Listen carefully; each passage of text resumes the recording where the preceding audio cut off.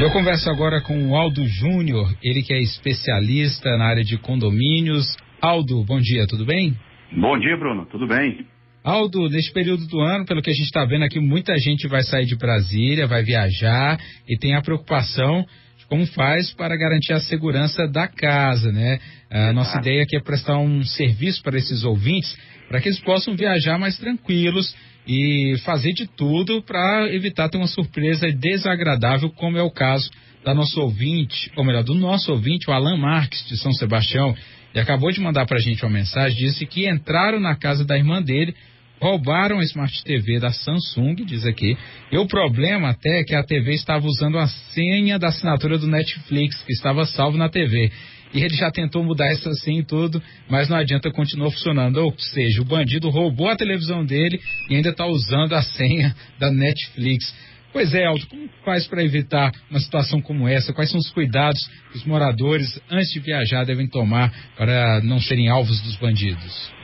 Pois é, Bruno, infelizmente é uma realidade, né, aqui no DF, essa questão desses furtos, e realmente os cuidados são alguns básicos que eu vou passar para você agora.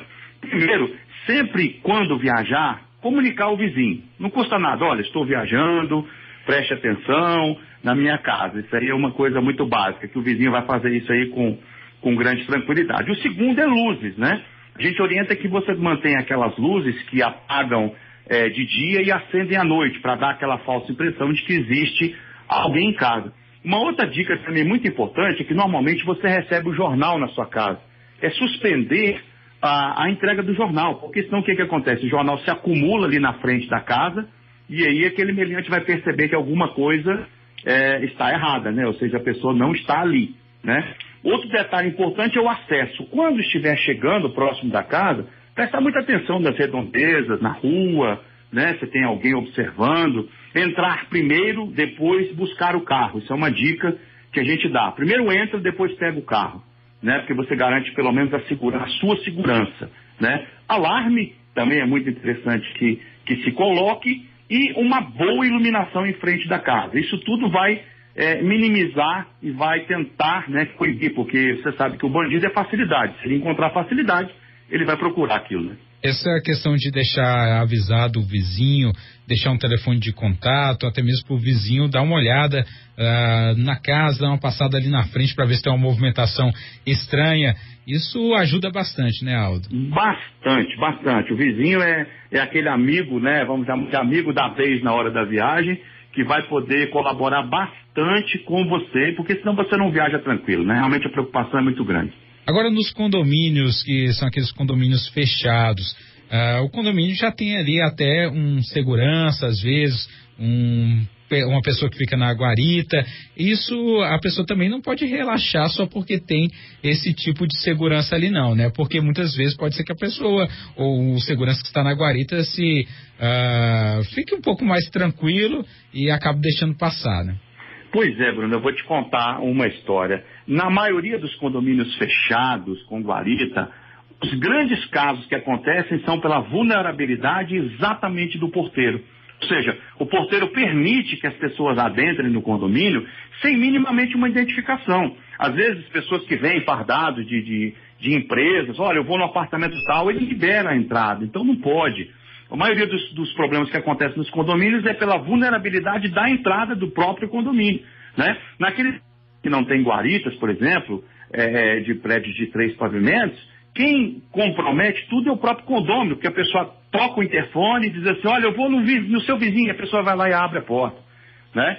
Então, muita gente acha um incômodo, né, ali na hora de entrar no prédio, o porteiro pede identidade, pede uma série de informações, mas isso é o correto, né? Tem que passar por isso mesmo. É muito necessário, isso aí é segurança, os porteiros têm que realmente cumprir, e eles são orientados a isso. Às vezes, naquela questão da confiança, não, e deixa passar, e aí que os problemas acontecem realmente.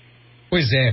Agora, a atitude de alguns moradores também, às vezes, que acabam contribuindo para a ação e vulnerabilidade dos condomínios, tanto nos prédios como nos condomínios de casas. A gente vê alguns moradores que passam pelo portão, aquele portão que é elétrico, né, a garagem, ou na garagem no caso dos prédios, ou no caso das casas, o portão de acesso ao condomínio, e esquecem de fechar, ou não verifica se o portão que fecha automaticamente realmente fechou. Isso é deixar a porta aberta para uma ação como essa, né, Aldo? Exatamente. Aí tem a participação do condômino, que dá essas facilidades todas, e o síndico, que tem que ficar muito atento também a manter a manutenção daquele portão em dia, para não acontecer nenhum tipo de problema, porque qualquer vacilo, o bandido está a postos, né? O condômino, no caso, ele pode ser notificado ou multado por ter deixado o condomínio vulnerável, Aldo? Olha, se o condomínio tiver uma prova evidente ou uma prova incontestável disso, ele pode ser notificado, inclusive ele deve ressarcir os eventuais danos que ele causar pela negligência dele, sem dúvida nenhuma. Agora a gente está falando aqui de ações que os moradores devem tomar, mas como tudo isso está no contexto da segurança pública, nesta época do ano a gente espera também que a Polícia Militar, até por conhecer já os casos que são frequentes, também reforcem o policiamento em algumas áreas, já em vista desse tipo de crime. Esse contato do condomínio com o batalhão da região também pode ser uma boa alternativa para tentar avisar, olha, tem um pessoal aqui que está saindo mais de férias, as casas estão ficando sozinhas, solicitar que policiamento, a ronda passe por ali. Vocês costumam fazer esse tipo de coisa? Veja bem, os condomínios que têm mais casos de furtos, né, os síndicos realmente pedem. O problema é que nessa época, entre dezembro e janeiro, né, iníciozinho de fevereiro, a demanda é muito grande.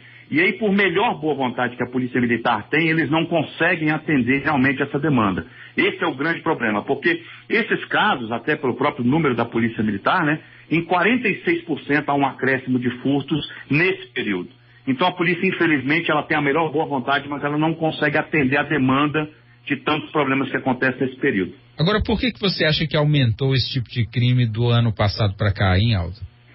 Olha, eu acho que a questão econômica, Bruno, tem muita influência nisso, tá? Eu acho que isso faz parte do contexto, mas, na verdade, os condomínios também têm facilitado, de certa forma, esses ladrões, porque o ladrão é oportunidade. Se ele vai uma vez e consegue ter êxito, ele volta, né? Então, os cuidados que os condomínios e os condomínios de casas e as próprias pessoas que residem em casa devem ter isso, é tomar cuidado. Esse excesso de confiança é que faz com que o meliante volte e pratique o crime novamente. Mas a questão econômica tem muita relação com isso também. Agora, a gente já até tratou sobre isso aqui no programa, sobre a divulgação de informações pelas redes sociais, né?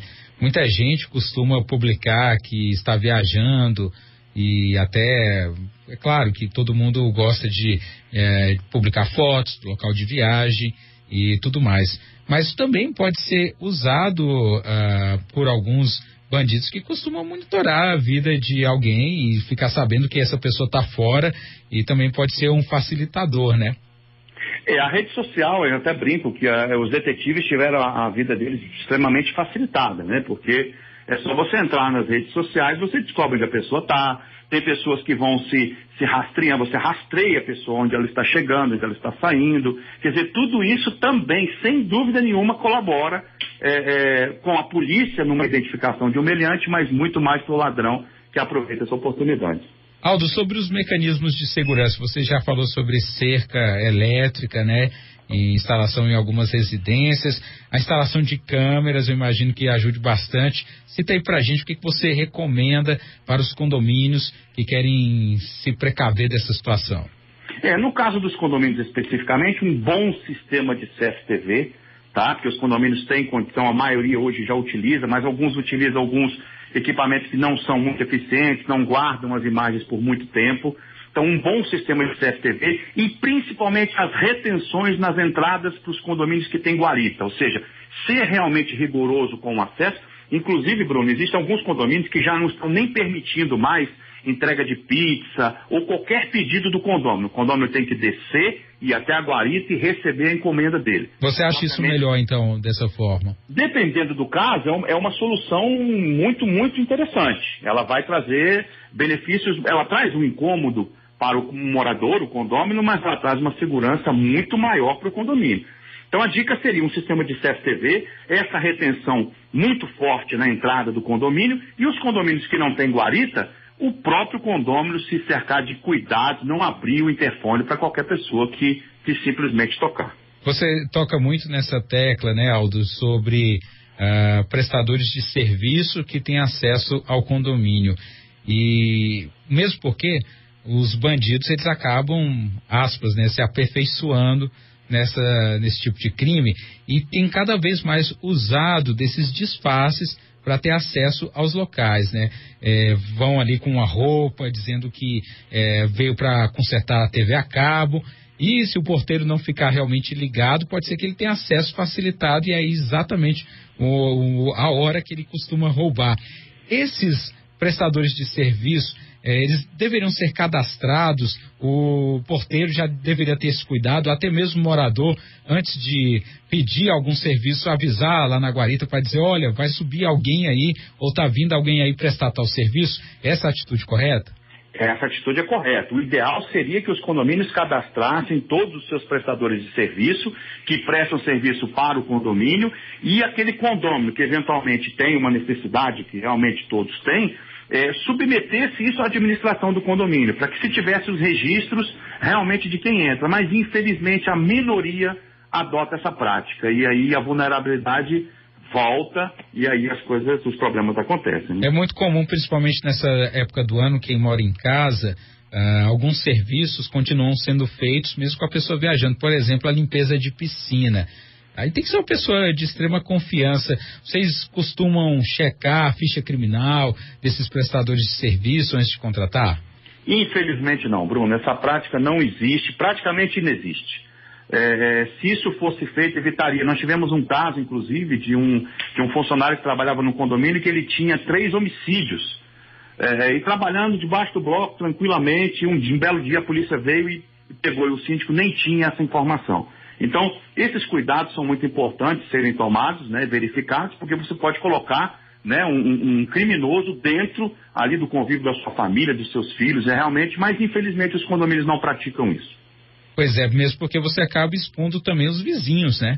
Sem dúvida. Você traz um criminoso para dentro, você expõe todas as famílias, todo mundo que está ali dentro. Nós tivemos um caso de um sequestro dentro de uma residência de um gerente de banco, dentro de um condomínio. Então você vê o problema. Entrou para fazer uma manutenção no condomínio e ele acabou entrando e descobriu que tinha um gerente de banco que residia no condomínio. Foi um problema enorme. Ou seja, se tivesse sido feito essa triagem, talvez a situação não teria acontecido. Agora, Aldo, muita gente pensa também que por estar morando em apartamento esteja mais protegido da ação de bandidos e desse tipo de roubo. Mas pelas estatísticas não é bem assim não, né? Quem também mora em apartamento pode ser que esteja vulnerável se não tomar cuidados. Sem dúvida nenhuma. Os apartamentos te dão uma sensação de segurança, eles não te dão a plena segurança.